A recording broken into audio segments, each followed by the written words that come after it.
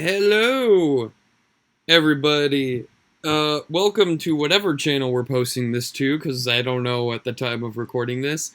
And basically, well, I might as well switch to this slide first. So, there's this YouTuber named Backseat Game Development who recently made two videos where he used math to quote unquote accurately predict all of the fighters for the Fighters Pass 2 in Super Smash Bros. Ultimate.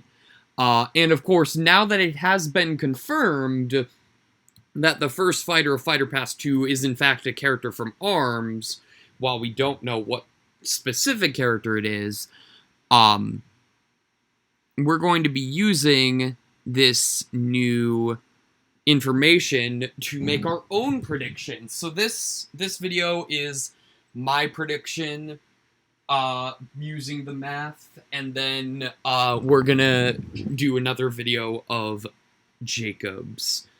And so first off, I mean, let's get this out of the way.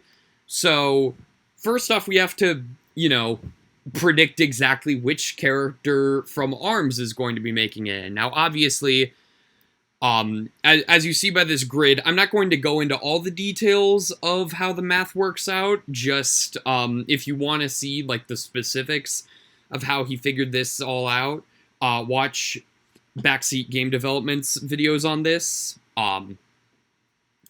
He's the one who came up with this, system. And so, we obviously have a question mark for the genre, because that column is genre of game, because ARMS is neither a platformer nor an RPG. I went with both male-leaning, and you'll see where I'm going with this once we get to it. It, of course, was created in the East from the 2010s, from a returning publisher, but a new series. Now, of course, ARMS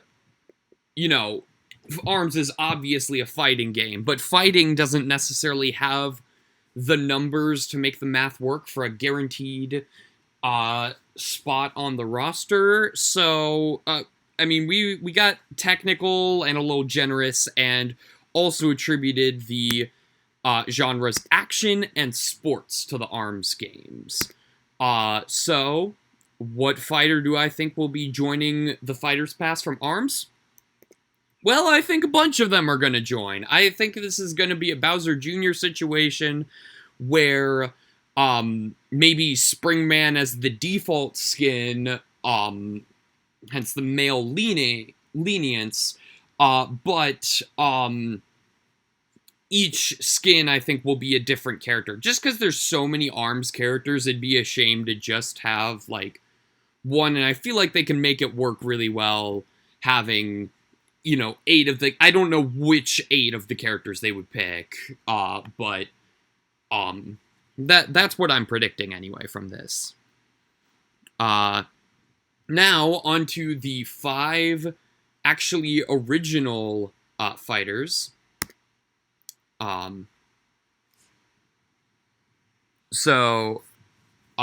First off, I'm going to be going with another genre combination, and we'll get to what that genre is in a bit. And this is going to be my female rep. Now, female is tricky because, given the math that Backseat Game Development worked out, it cannot be a pure female rep. It has to somehow represent neither gender as well.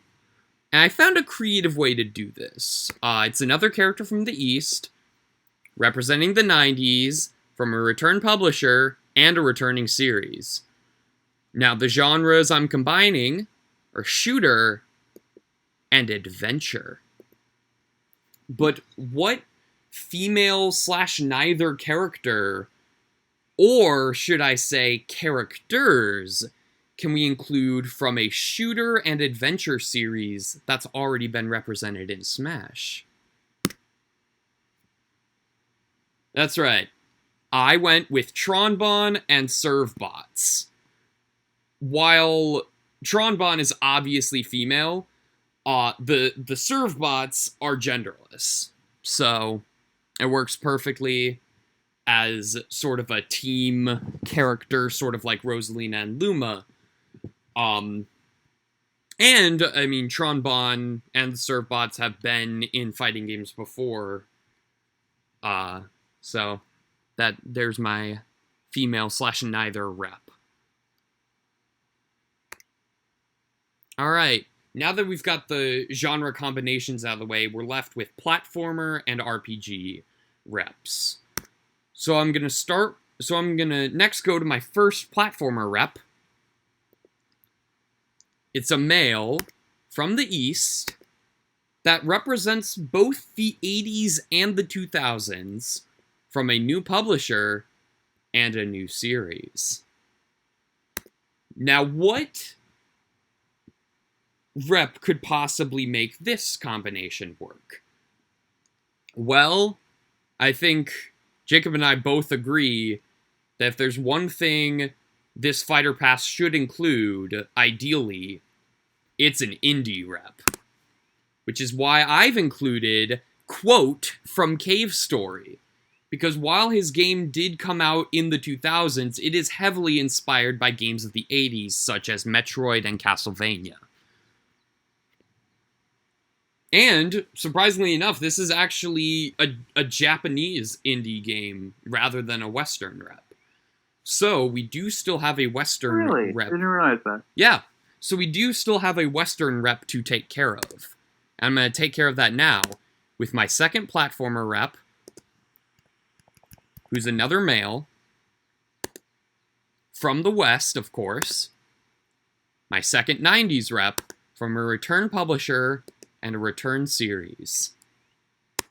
And it's a series where there's been a lot of highly requested characters from this particular series. We got one of them new in Ultimate, for sure, but this is a character that I feel like is under-requested. That's right, I'm putting Cranky Kong in Super Smash Bros. Ultimate. I would love... I mean, I went over this in my, a while back, I did a top 123 most wanted newcomers for the next Smash Bros. Game. And I put Cranky Kong high up there. Like, I would love to see how they pull off Cranky Kong in Smash. I mean, they made him playable in Tropical Freeze, so why not put him in Smash? Now, we go on to the RPG reps. Now, this is where I struggled most because I don't play a lot of RPGs. However, there is one RPG series I do love that will almost certainly get a representative in the next in the next Fighters Pass, given that it recently got a new game with a lot of new characters. Now, I went a little more creative than, and maybe a little more difficult to make work in Smash than the previous additions to this franchise, but I think it'll work well and provide for unique gameplay. So, my RPG rep, representing both genders from the East, from the 2010s, in a returning publisher's returning series, I went with Corviknight from Pokemon Sword and Shield. Ooh. There are a lot of Pokemon that you could fit in this spot. I wanted to fit something that could Gigantamax for its final Smash.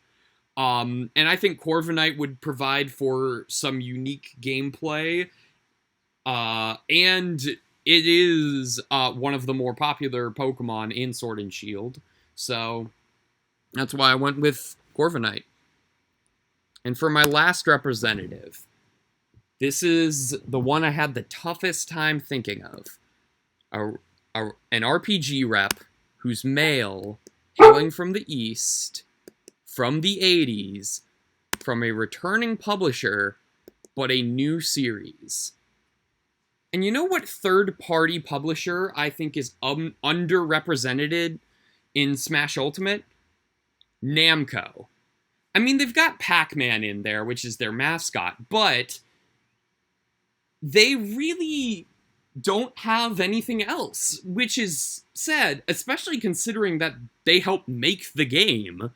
You'd think they'd get another character. So, I picked a character, while not explicitly created by Namco, Namco has published this character's games in both the RPG genre and the fighting genre. And it's a highly, highly requested character.